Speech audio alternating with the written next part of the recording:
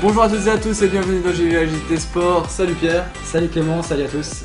On est parti pour cette émission du mois de février qui se promet être très riche en informations, interviews, résultats et découvertes de sport. Tout ce qu'il faut savoir de ce mois. C'est parti, voici le sommaire. En hockey, le GSHC s'est remis de sa mauvaise passe de janvier et affronte les playoffs avec un capital confiance au top. Football avec le Servette qui reprenait le championnat et qui nourrit de grandes ambitions de promotion. Décryptage. Au niveau du basket, avec les Lions de Genève qui entament le tour de finale dans les meilleures conditions possibles. Et ce mois-ci, notre reportage s'est tourné vers le curling et les championnats de France, découverte de ce sport. Et en fin d'émission, les habituels, les infos suisses. Commençons tout de suite alors par la page du hockey sur glace. Mois de février de haute volée pour les Aigles. En effet, les Genevois se sont imposés 4 fois consécutivement face à Rapperswil, Zurich, Bienne et Davos pour pouvoir définitivement assurer leur qualification pour les playoffs. Reportage au cœur des vestiaires du Genève Servette. Samedi 21 février, patinoire d'Evernay, Genève Servette vient de perdre hier face à Fribourg au tir au but 5-4. Mais maintenant, les Grenats ont le regard tourné vers les playoffs où un quart de finale haletant les attend sans l'avantage de la glace. Impression de Chris McSorley et de Gauthier Desclous avant cet événement.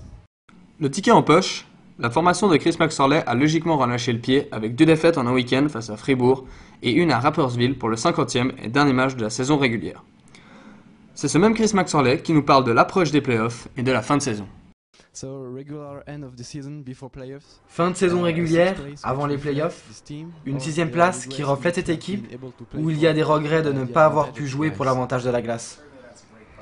C'est une très bonne question. On est content de cette 6ème place si on considère les blessures et les changements de gardiens qui ont tiré sur la longueur cette année. Il y a aussi eu la blessure de Christian Marty et nous n'avons pas pu progresser comme nous le souhaitions à cause de ces problèmes. Cela a été une année assez bizarre niveau blessures, mais il y a eu aussi de magnifiques moments comme la Coupe Spengler que nous avons gagnée. Cette 6ème place nous reflète donc bien, même si en tant que coach, tu cherches à gagner tous les matchs, et on aurait dû batailler pour la 3ème voire la 4ème place, mais avec les blessures et toutes les circonstances, nous devons d'accepter cette position. We always felt setting out to start the season we should have been a 3rd or 4th place team, but due to injuries and other circumstances we weren't able to accomplish that. Vous avez voulu jouer sur plusieurs tableaux cette saison, avec notamment la Champions Hockey League, la Coupe Suisse ou encore la Coupe Spengler. Certains supporters vous reprochent d'avoir eu envie de gagner, de rivaliser dans tous ces tournois. Cela a provoqué de la fatigue ou encore des blessures. Est-ce que ce pari est une des raisons de cette 6ème place aujourd'hui ?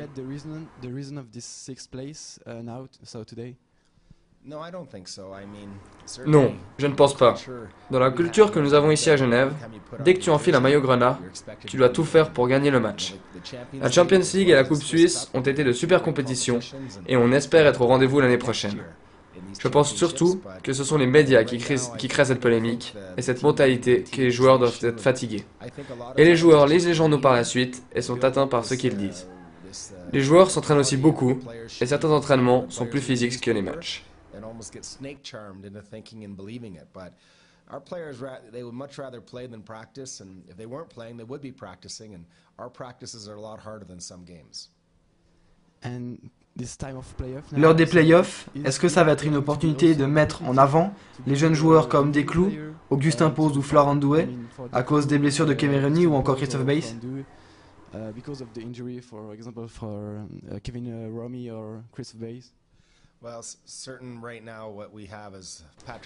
Patrick Engmond, coach des Genève Futur Hockey, fait un travail remarquable avec les jeunes. On a des joueurs qui montent en puissance comme Florian Douai ou Augustin Pose ou même Gauthier Desclous qui peuvent apporter quelque chose dans notre système, tout comme Joey Dupertuis. Ils ont de grandes chances de jouer. Pour nous, on est content de leur futur et on va voir si leur caractère peut coïncider avec n'importe quel adversaire. Pour les premiers matchs, il y aura beaucoup de joueurs et de concurrence. Il va falloir s'adapter et leur souhaiter bonne chance.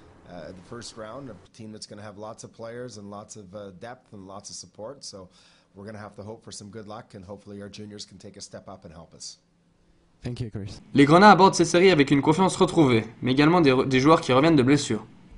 Soulignons les très bonnes performances de la 4ème ligne, ou de joueurs tels Matt D'Agostini ou Romain Leffel, qui ont inscrit beaucoup de points cette saison. Pour finir, le GSHC pourra compter sur la présence de Gauthier Desclous, prêté à Red Ice Martigny pendant une période et qui est de retour pour ses playoffs. Alors Gauthier Desclous, après avoir été prêté à Red Ice cette saison, vous revenez pour les playoffs. C'est quoi le sentiment qui est en vous en ce moment? D'abord, je suis content d'être là. C'est toujours bien d'être avec une équipe de Liga, enfin d'être appelé en haut, comme on dit. Je suis content d'être avec l'équipe. Ça m'apporte beaucoup sur la glace pour les entraînements. Il y a ma famille qui est là aussi, alors ça me fait plaisir de les voir. Non, je pense que c'est plutôt positif. Comme à Martigny, j'étais pas censé débuter les playoffs. Pour moi, je le prends vraiment bien et je suis content d'être là. Et sinon, donc maintenant, vous sentez comment l'équipe pour ces playoffs? Est-ce qu'elle est prête à ce grand défi? Moi, je pense que, enfin, je suis sûr que oui. Maintenant, on ne sait pas encore qui c'est qu'on va affronter. Il faudra voir l'équipe, qu'on analyse bien les points faibles, les points forts de cette équipe. On a pu voir aussi ces derniers matchs que Robert Mayer était très fort dans sa tête, avec des fois des mauvaises passes, mais il a toujours réussi à reprendre le dessus, surtout dans les moments importants. Et je pense que ça va beaucoup compter en play-off. Et maintenant, donc, sur un plan personnel, vous vous apprêtez à jouer ces playoffs, c'est quoi votre objectif? Mon objectif, pour moi, c'est plutôt un objectif d'équipe, dans le sens que maintenant, ça compte pas vraiment sur moi. C'est sûr que je peux travailler et faire en sorte d'être prêt pour jouer. Et d'ailleurs, je vais faire en sorte, si je dois jouer en play-off. Mais il faut plutôt que je le vois d'un point de vue d'équipe. Maintenant, l'objectif, c'est d'encourager l'équipe et puis d'aider les gars à tirer le meilleur d'eux-mêmes. D'aider aussi Robert Mayer en tant que deuxième gardien. Ouais, c'est un gars qui se concentre énormément. Alors, c'est vrai que si par exemple à l'entraînement, je peux prendre des shoots pour qu'ils se reposent ou des trucs comme ça, je vais le faire. Mais je pense que le laisser tranquille, c'est la meilleure des choses. Merci beaucoup. Le rôle du deuxième gardien grenat Gauthier Desclous pèsera néanmoins lourd dans la balance, car on sait qu'à ce moment de la saison, tous les détails comptent. J'ai envie de dire maintenant que le show commence enfin. Et maintenant, le calendrier des matchs, ça sera quand, Pierre? Donc le show va commencer donc, le 28 février à Lugano, à la Rezzega. Et le premier match à domicile au Vernet, ce sera donc, le 3 mars du côté de Genève. Et suivront les matchs à domicile le 7 et le 12 mars. Un beau calendrier, et on vous attend évidemment à la patinoire pour soutenir nos aigles, ils en ont bien besoin. Passons maintenant à la rubrique du Cervantes. Après une pause hivernale bien méritée, les Grenats ont repris les rênes du championnat contre Lugano le 16 février dernier. Et les Grenats se sont imposés 2-0 sans trop problème, tandis que 6 jours plus tard, les Grenats sont allés s'imposer 2-1 à Chafouz, un petit peu dans la douleur, mais ce qu'on va retenir, Clément, c'est que les Grenats pointent maintenant désormais à 1 point du leader, Vologne. Oui, exactement, ce qui n'était pas le cas avant de reprendre cette deuxième partie de saison. 2 victoires face à 2 grandes équipes, notamment Lugano qui était devant Servette avant ces chocs, donc positif, et on espère qu'il continue comme ça pour la promotion à la fin de la saison. Et oui, puis notons aussi qu'à Servette, les départs de Cespedes, qui est maintenant à Carouge, l'étoile Carouge, le départ aussi de Crétenant et de Dominguez qui a seulement 19 ans est parti au FC Zurich. Donc les Grenats sont maintenant maîtres de leur destin, à eux-mêmes de juger si la promotion est possible en fin de saison. Et un petit mot encore sur Étoile Carouge aussi, qui va commencer son championnat le 7 mars à Old Boys et qui jouera son premier match à domicile le 21 mars à La Fontenette contre Saint-Gall. Les Stalliens se doivent donc de remonter les mauvais résultats de début de saison, et donc il va falloir venir nombreux pour les supporter et puis aussi pour supporter une équipe qui en vaut pour moi la peine. Oui, je le confirme. On va passer maintenant un petit mot de basket. Donc pas de répit non plus pour les Lions de Genève qui rentrent maintenant dans la partie intéressante du championnat. Après un troisième tour qui a vu les Lions remporter 5 matchs de suite, il fut le temps de terminer ces affrontements avec la réception des Star Wings Bâle, au pommier. Face au 5e, les Genevois vont néanmoins bien commencer la partie en étant très agressifs en défense et en étant efficaces lors des possessions. Pourtant, les Lions de Genève vont se démobiliser et perdre peu à peu pied dans la rencontre. Les tirs à 3 points ne rentrent plus, tandis que Bâle, à l'inverse, a une réussite insolente. Les Star Wings vont même compter jusqu'à plus de 10 points d'avance. En deuxième mi-temps, grâce à une solidarité retrouvée, les Genevois vont revenir pour manquer le shoot au buzzer de la victoire en fin de match. 72 partout, prolongation. Grâce à un jeu physique, Bâle s'imposera en prolongation et Genève finira le 3e tour sur une défaite. Bonne nouvelle pour autant, les Lions finissent premiers à égalité de ce 3e tour avec Union-le-Châtel et Lugano. Place maintenant au tour final avec au bout la fin du suspense pour enfin connaître le vainqueur du championnat suisse. Et oui, et fini de parler de basket, on va parler d'un petit mot de curling. Ce mois-ci, notre reportage s'est donc tourné vers le curling, sport très suivi durant les Jeux Olympiques, mais sinon, il reste très négligé et il ne fait pas recette autrement. Souvent stigmatisé comme ennuyant et très peu attrayant, ce sport venu d'Écosse a retenu toute notre attention lors des championnats de France. Présentation. Myriam Hoth, ce nom vous semble peut-être familier. La skippeuse helvétique et son équipe davosienne sont les meilleurs représentants du curling suisse au niveau mondial. Championne du monde en titre, les Suissesses rendent à cette discipline de précision la meilleure publicité et un attrait médiatique plus exposé. Lors des compétitions, les équipes sont composées de 4 joueurs. Le but du curling se rapproche de celui de la pétanque, placer des pierres le plus près de la cible, appelée maison au curling. Chaque équipe se succède pour lancer des pierres afin d'essayer de placer le plus de points au centre de la maison. Un des moments cruciaux du jeu est le lâcher de la pierre. Tout est dans le geste. Le skipper ne doit mettre ni trop peu de force. Il effectue subtilement un mouvement de rotation pour orienter précisément la glissade de la pierre qui va tourner sur elle-même, c'est-à-dire curler.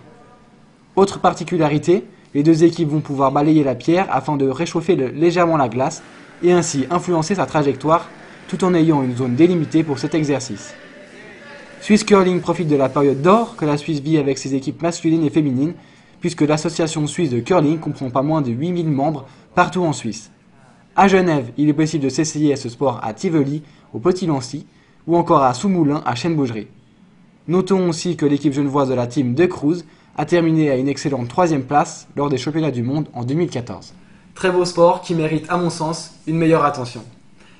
Et maintenant, l'actualité genevoise passée en revue, la planète sport ne s'est cependant pas arrêtée. En Suisse, il est donc temps de retracer les infos suisses de ce mois de février, dont le contenu fut très riche, Clément.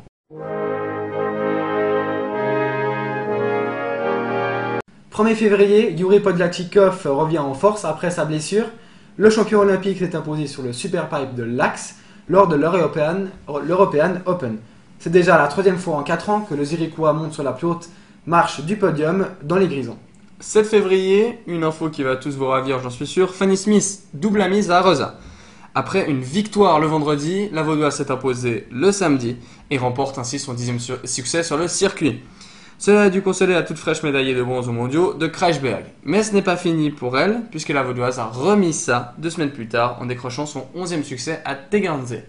7 février encore, Nathalie von Simmenthal est championne du monde de skiathlon des moins de 23 ans. C'est sa 2e médaille qu'elle empoche après celle de bronze lors du 10 km. Bravo à elle. 7 février, l'équipe de Suisse de hockey finit à la 2e place de la Slovakia Cup. Après une victoire contre l'Allemagne et une défaite du côté contre la Slovaquie 5-0, les joueurs de Glentown peuvent être déçus de cette performance, mais aucune inquiétude à se faire là-dessus. 14 février, Rico Peter en bob à 2 remporte sa première victoire en Coupe du Monde à Sochi. Et il faut noter aussi la belle performance de Beat Efti et de son compatriote Alex Bormann qui finissent au 3e rang. Ça gagne toujours en bob les Suisses. Et ouais. Ah, c'est bien. 15 février, déjà vainqueur à Chennai en janvier, Wawrinka remet ça du côté de Rotterdam.